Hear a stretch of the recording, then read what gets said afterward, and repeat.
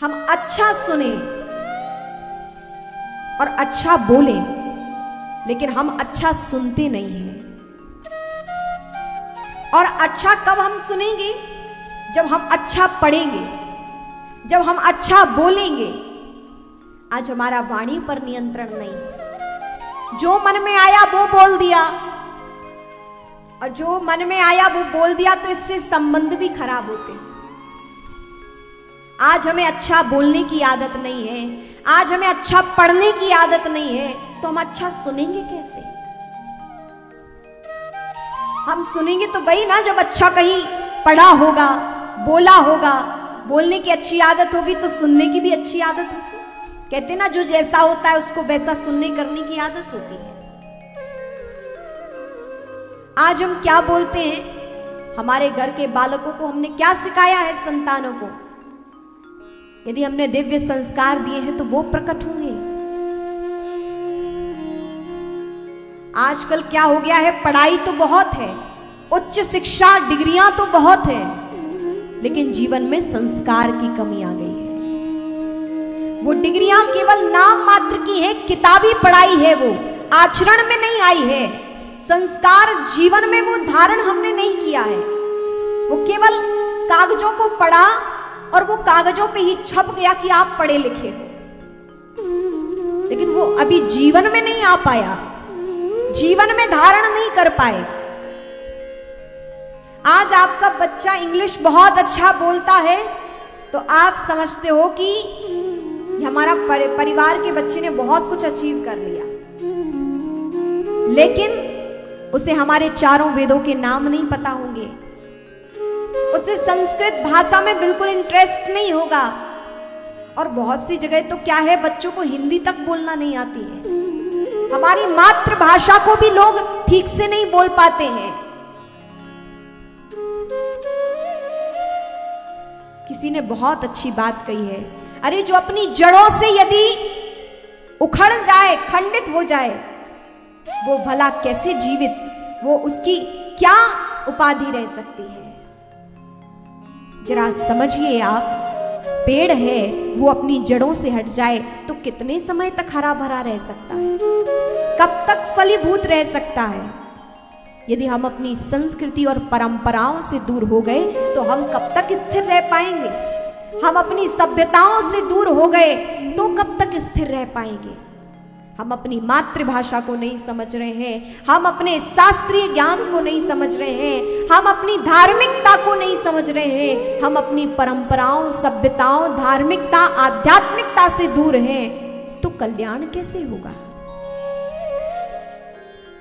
इसलिए अपने बच्चों को अन्य भाषाओं के साथ साथ क्या करें? अपने ही शास्त्रों का ज्ञान दें।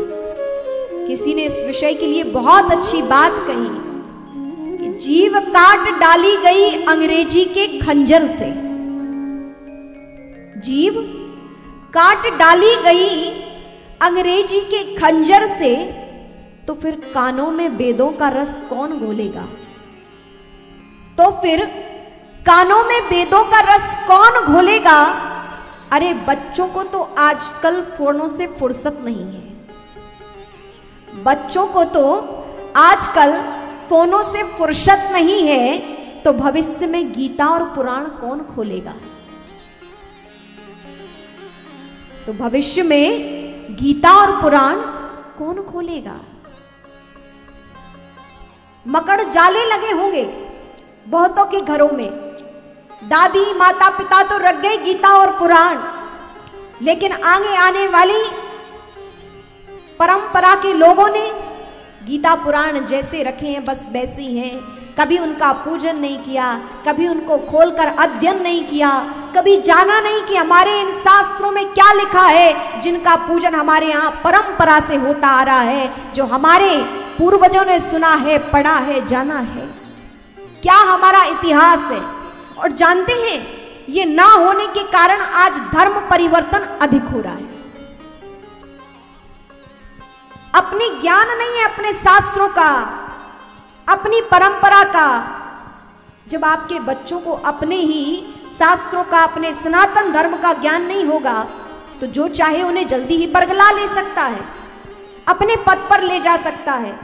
इसीलिए आज कन्वर्ट हो रहे हैं, और सबसे ज्यादा हिंदू। कोई उन्हें अन्य पंथ का ज्ञान दे जाता है, वो जल्दी से मान जाते हैं। अपने पंथ की महत्ता को बता देता है, वो जल्दी मान जाते हैं। आपने केरला स्टोरी तो सुनी होगी, देखी होगी। मैंने देखी तो नहीं, लेकिन सुना है।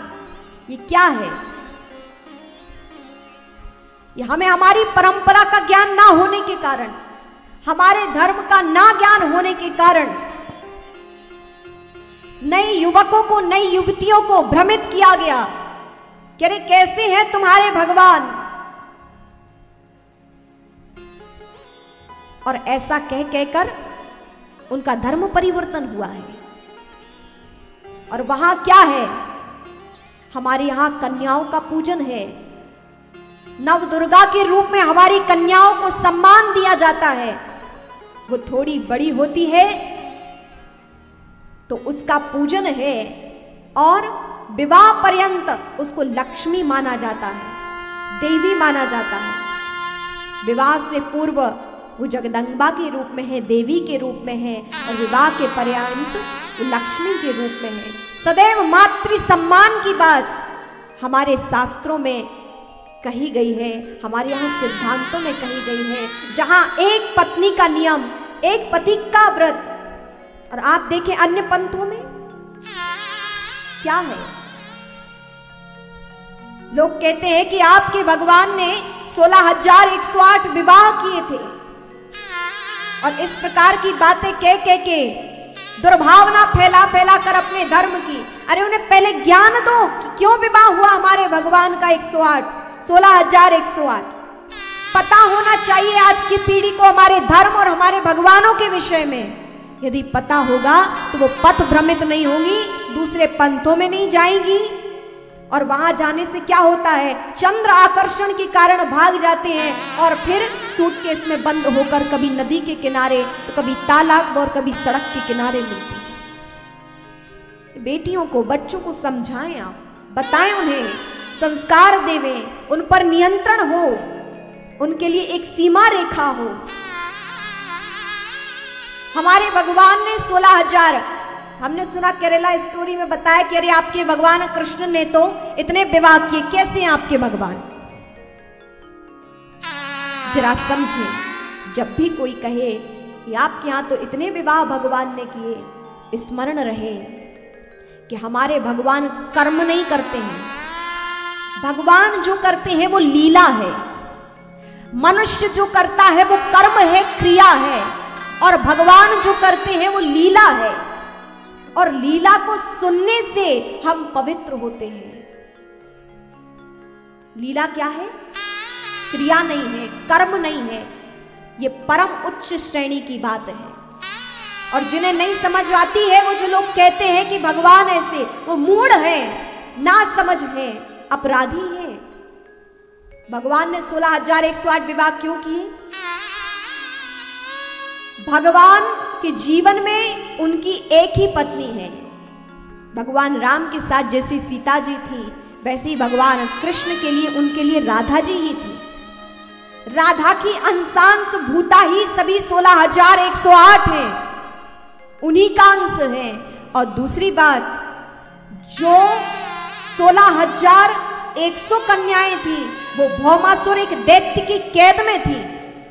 एक राक्षस था, राक्षस प्रवृत्ति का व्यक्ति, मनुष्य, जिसने राजाओं की कन्या का हरण कर लिया था, 16,100, और उन सब कन्याओं को कैद में रखा था।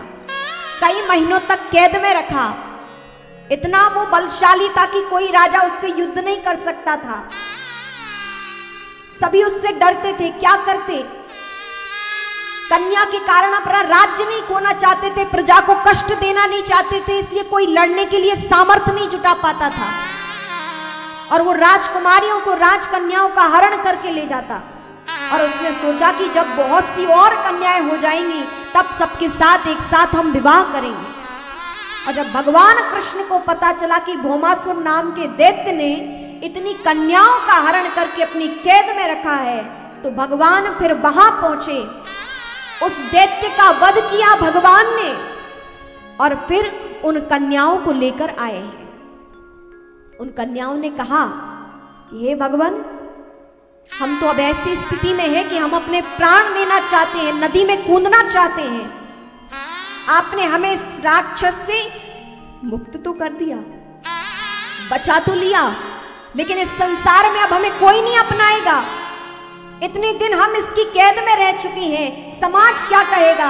हमारे माता पिता भी अब हमें स्वीकार नहीं करेंगे, हमारे बंधु बांधव हमें स्वीकार नहीं करेंगे और संसार का अब कोई भी पुरुष हमसे विवाह नहीं करेगा, क्योंकि हम इसकी कैद में रहकर आए हैं। समाज सदैव दुर्वचन हमें कहेगा, इसलिए अब हम मरना चाहते हैं। और अपितु हे भगवान, यदि आप कृपा करो तो हम सबको आप स्वीकार करो। जब भगवान से उन समस्त स्त्रियों ने प्रार्थना की स्वीकार करने की, आज जो लोग बहुत नारे लगाते हैं, कहते हैं कि अरे जो किसी के, आज सब लोग क्या चाहते हैं, उनको अपनाना चाहते हैं जो एकदम ठीक है। अरे जो किसी कारणवश जिनके जीवन में कोई घटना घट गई, उनको कौन अपनाना चाहता है? महिला सशक्तिकरण, महिला सशक्तिकरण, ये शब्द कहने से काम नहीं बनता है। अपनाओ समाज में उसको जिसे कोई नहीं अपनाया है। अरे आप नहीं कह सकते तो उसके प्रति दुर्वचन, दुर्भावना मत रखो। कम से कम यदि वो जी रहा है तो उसे जीने भी दो। और भगवान ने ऐसी कन्याओं के कहने पर उन्हें स्वीकार किया, और कैसे सम्मान सहित अपनी पत्नी के रूप में भगवान ने स्वीकार किया। इतना बड़ा उन्हें पद दिया कि अपनी पत्नी के रूप में स्वीकार किया। समाज में उन्होंने सम्मान देने के लिए कि इन स्त्रियों से कोई कुछ कह ना सके, वो जान सके कि ये द्वारिका नाथ की पत्नियां हैं, तो उनको सम्मान मिले। और उनको इस सम्मान से रखा कि भगवान ने सबके लिए एक एक स्वर्ण महल बनाया, 16,100 महल बनवाए, उनको साथ सम्मान रखा, अपनी पत्नी के रूप में स्वीकार किया। और 16,108 रूप में भगवान बने भी, केवल विवाह नहीं किया, भगवान 16,108 रूप में प्रकट हुए और सभी महारानियों के साथ रहे हैं। कभी किसी महारानी को ये नहीं लगा था कि भगवान हमारे साथ नहीं। तो इसलिए भगवान के 16,100 विवाह हुए, और 8 विवाह भी जो हुए हम कथा में आगे 6वें दिन वर्णन सुनेंगे कि वो भी भगवान की ऐसी विपरीत स्थितियों में भगवान के विवाह हुए। भगवान ने तो सम्मान दिया। जरा हम पीछे की स्टोरी देखें, लोगों के कहने से हम बस चलते रहते हैं, नहीं, अपने धर्म के विषय में जाने। अरे भगवान तो पूर्व पुरुष परमात्मा, केवल इस शब्द से आप नाप सकते हैं। लोग कहते भगवान ने इतने विवाह किए, अरे हम 2-4 करने तो क्या होगा? क्यों विवाह की आप होड़ करते हो? भगवान ने तो गिरिराज पर्वत भी उठाया। अरे आप कुछ बड़ा सा, इतना बड़ा पर्वत उठा के दिखा दो। भगवान ने तो पूरा पर्वत, और वो कब उठाया? जब भगवान 7 साल के थे, और हाथ से नहीं, केवल कनिष्ठ का आखिरी उंगली से उस पर्वत को उठाया। भगवान ने उस समय के सबसे बलिष्ठ राक्षसों को मारा। भगवान की होड़ कोई कर नहीं सकता। भगवान ने जो किया है हम वो कर नहीं सकते, भगवान ने जो कहा है हम वो कर सकते हैं। भगवान ने जो किया है वो भागवत में है, और भगवान ने जो कहा है वो गीता में है। भागवत में प्रभु की लीला है, जिसको श्रवण करके हम मुक्त होते हैं, अपना कल्याण पथ प्रदर्शित करते हैं, प्रशस्त करते हैं, और भगवान ने जो कहा है उसको करके हम अपने जीवन को दिव्य बनाते हैं।